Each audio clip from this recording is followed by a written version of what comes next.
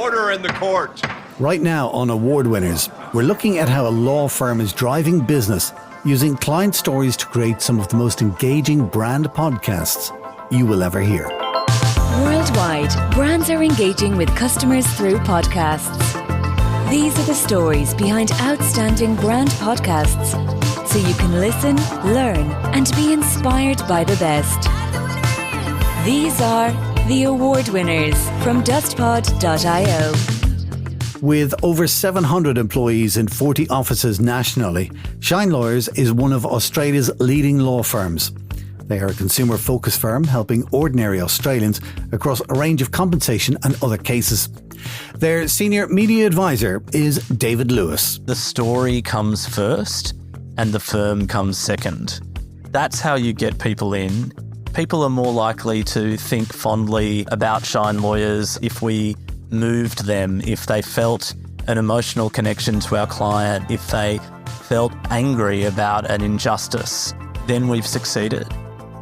David joins us now to share how he handled very sensitive clients and stories to create a dramatic and award-winning brand podcast called Restitution. I started by asking David about his role, who he needs to market to, and what the brand message is.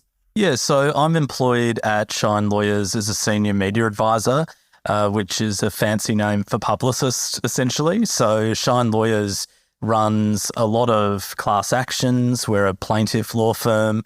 So we need to reach people in the community and let them know about their legal rights, especially when they may be entitled to compensation for personal injury or financial losses. So my job is essentially to get Shine Lawyers in the news as much as possible. And when you're trying to get Shine Lawyers onto the news and to get publicity, what's the message that you're trying to get across about the organisation? It's an indirect message insofar as most of the media we do is really client-focused. So we represent people who are often at their lowest ebb after something horrendous has happened to them. So journalists are inherently attracted to those stories, particularly because they're harrowing, they're compelling. There's an element of conflict involved because we're suing somebody and trying to hold them to account. So that's usually the focus of the story. But I guess the message insofar as Shine is concerned is that we're here to help. But many clients are motivated by recognition and acknowledgement. They want the guilty party or the negligent party to apologise or in some way acknowledge what they have done to our clients. So even getting a settlement or a court judgment in their favour is something that clients find healing. What's the competition like in this area? The competition is pretty fierce. Shine would be, I would say, in the top 3 personal injury law firms in Australia. Our competitors, which I obviously will not name, because Shine is, the superior firm in my eyes at least, are all operating nationally. So there are smaller personal injury firms in each state and territory in Australia, but I'd say there are about 3 firms that operate nationally that are, household names. What was it about podcasting that you went, this is a good medium for us? I think because podcasting is a way to reach niche audiences. So I come from a background in mainstream public broadcasting where you are dealing with a massive audience and your content has to have wide appeal as a consequence. But with podcasting, you can find entertainment and information about the most sort of niche things that only you and a few other people might be interested in. And for that reason, we thought that creating a podcast for Shine would allow us to reach not only our own staff, because we really wanted to share this project internally, but people who work within the law in Australia and overseas, as well as people who don't work in the law but are interested in it. I remember when we were brainstorming the podcast, we wanted to appeal to people who might sit down and watch The Good Wife or Law and Order for entertainment. And we wanted to bring some real life court stories to the podcast to demonstrate that they're just as interesting, they're just as compelling, and the stakes are just as high.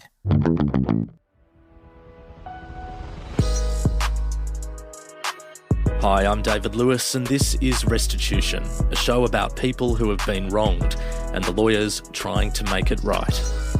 In 2012, the former Victorian Premier Ted Baillieu formally apologised to women and children affected by the state's forced adoptions policies, under which young, unmarried women were deemed unfit mothers. To all of those harmed, we offer our heartfelt sympathy and apologise unreservedly. The following year, then Prime Minister Julia Gillard apologised on behalf of the federal government for forced adoptions that happened across Australia. For the loss, the grief, the disempowerment, the stigmatisation and the guilt, we say sorry.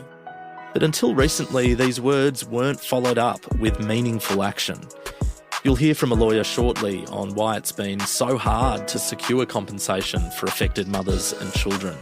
But first, Joanna Davies shares her story of the search for her birth mother.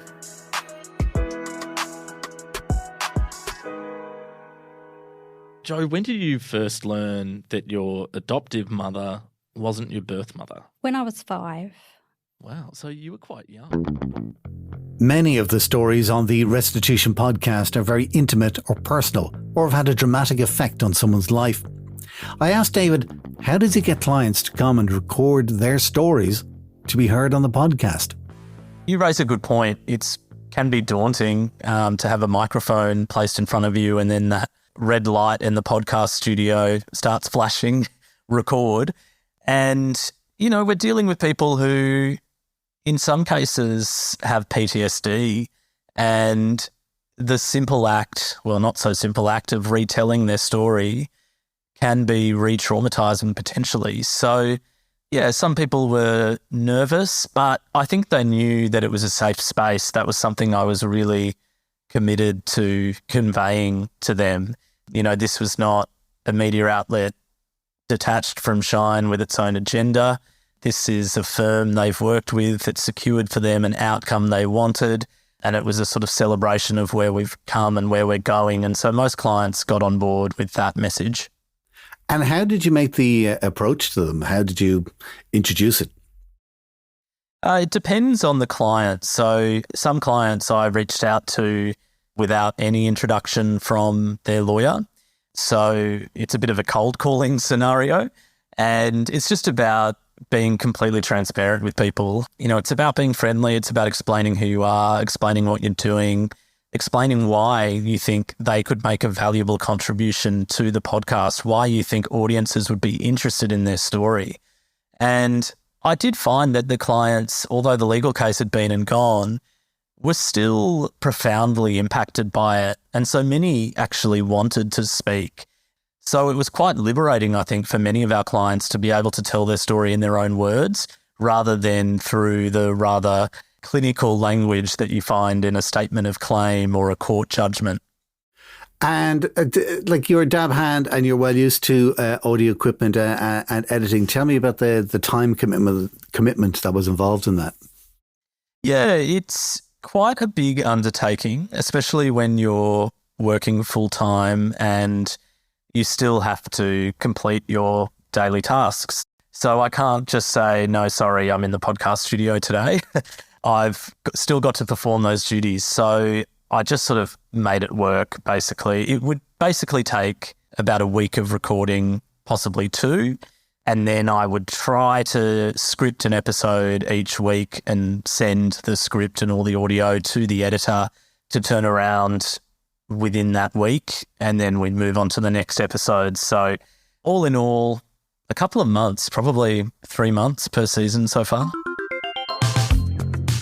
Still to come, we'll hear the methods David used to launch and grow an audience, how they measure the impact of the podcast, and how he finds his boss embarrassing.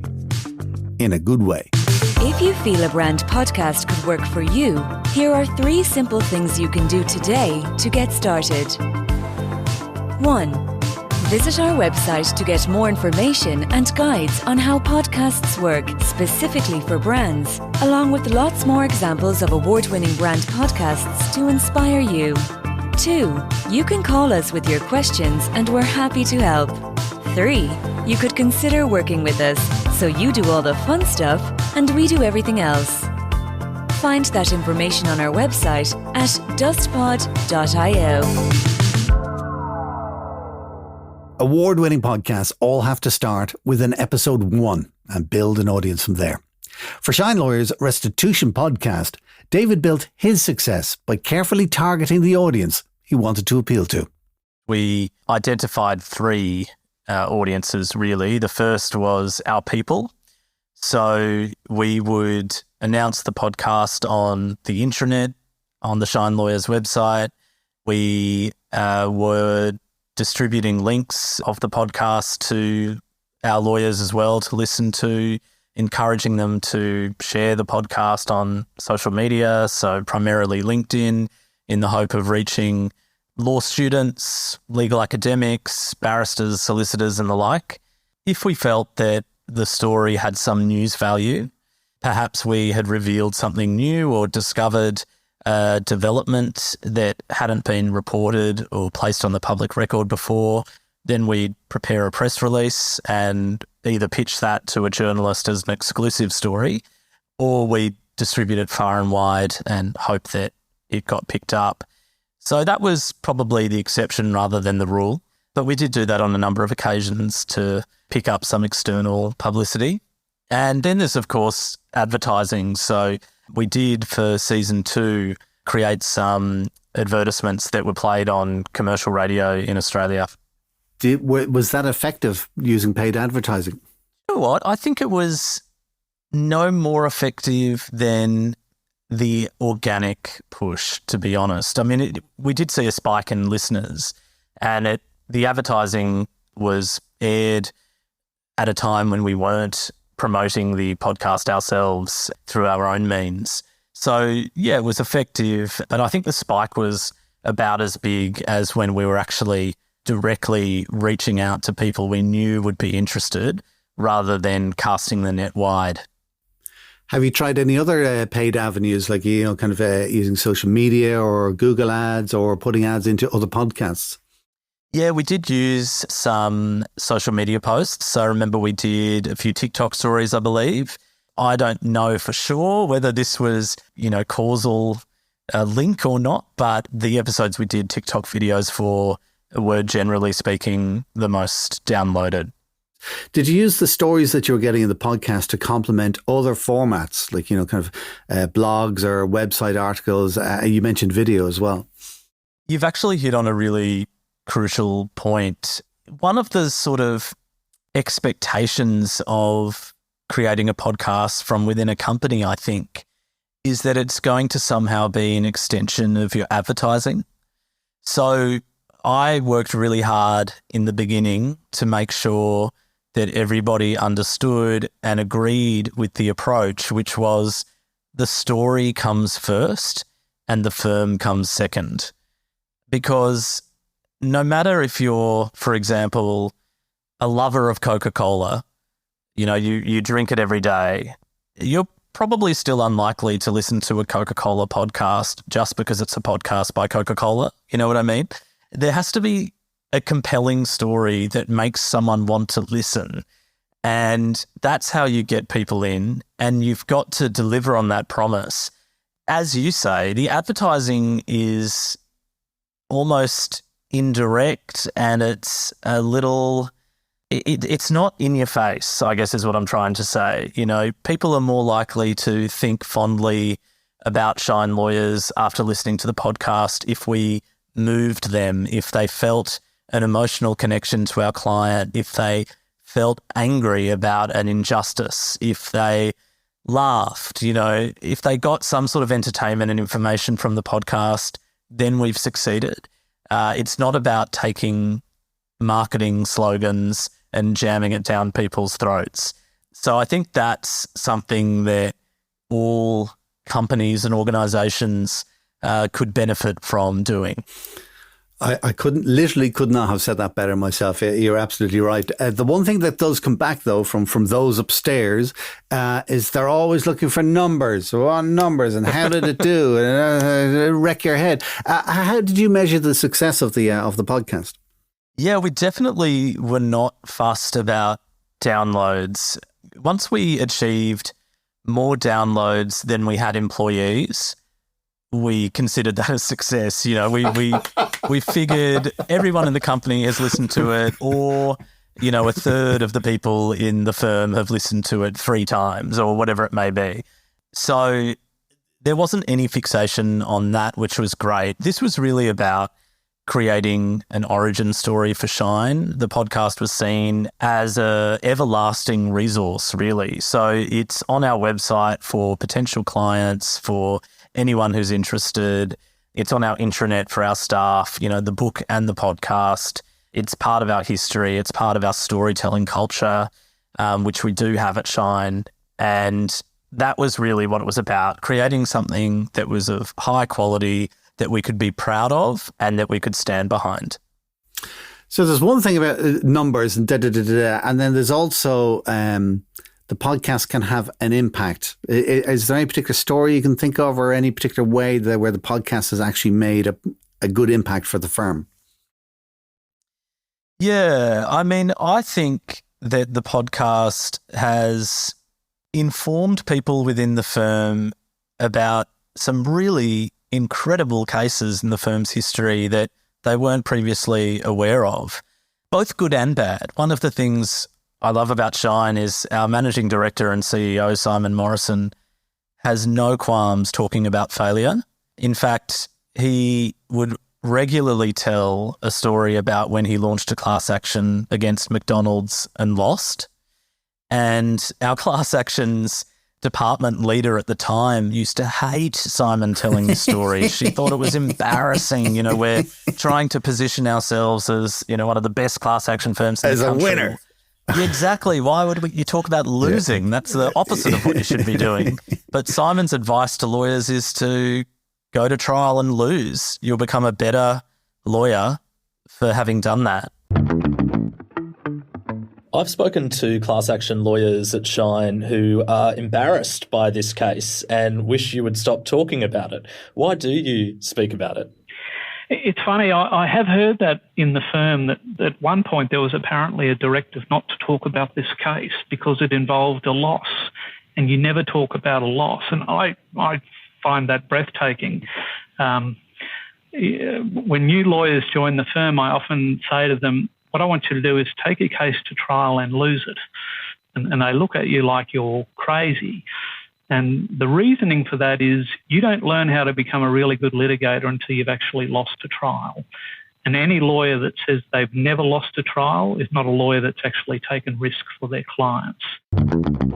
Internally, that was very well received. People thought it humanised our boss, that it gave them the courage to be bold in their litigation.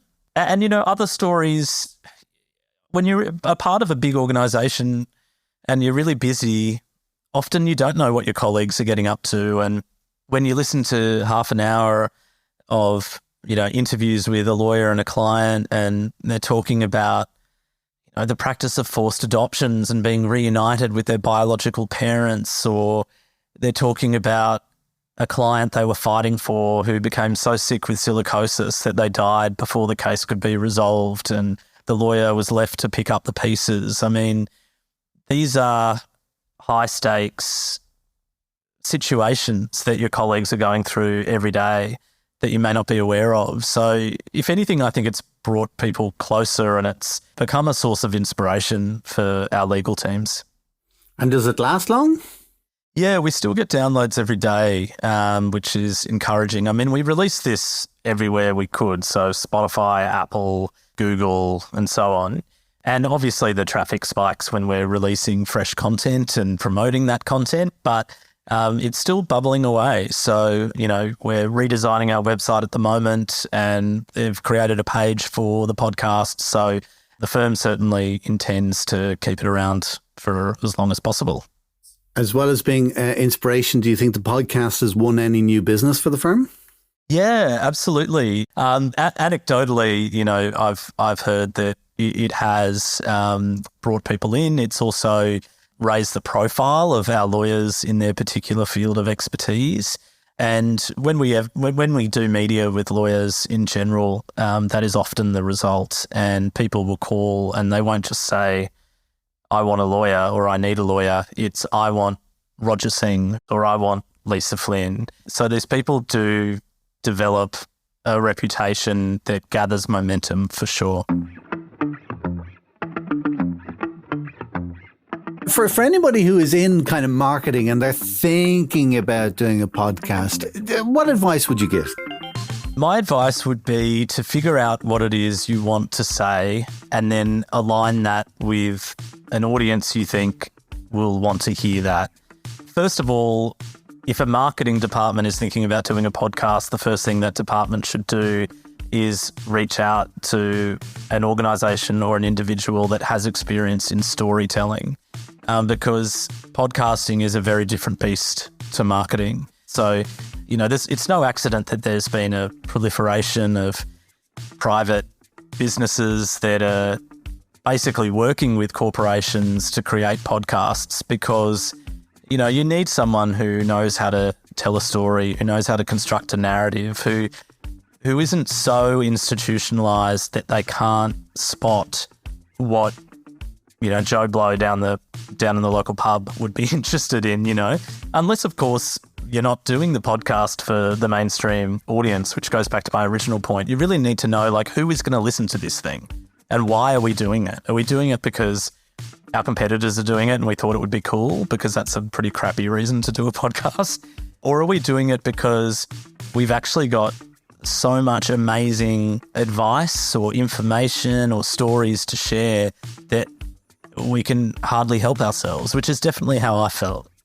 You know, every time I spoke to leaders at Shine who'd been with the firm for a while and they shared one of these cases with me or a story of a huge success or a humiliating failure, I struggled to keep it to myself. So, you know, you really need to have that passion and that justification for doing it. Listen, David, thank you so much for sharing so much with us. Absolutely fascinating. Thank you. Thanks, Dusty. If you want to hear a world-class example of brand podcasting, I highly recommend you try Shine Lawyer's Restitution podcast. You'll find links to it in the description area of this podcast episode on your player right now.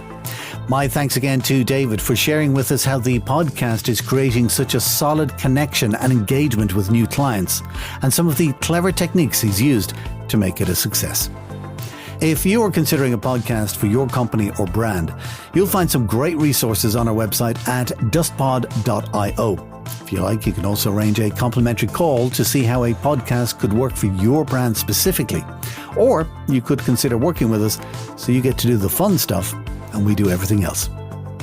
Until our next Award Winners podcast, from myself, Dusty Rhodes, thank you for listening. The Award Winners is a DustPod production from dustpod.io.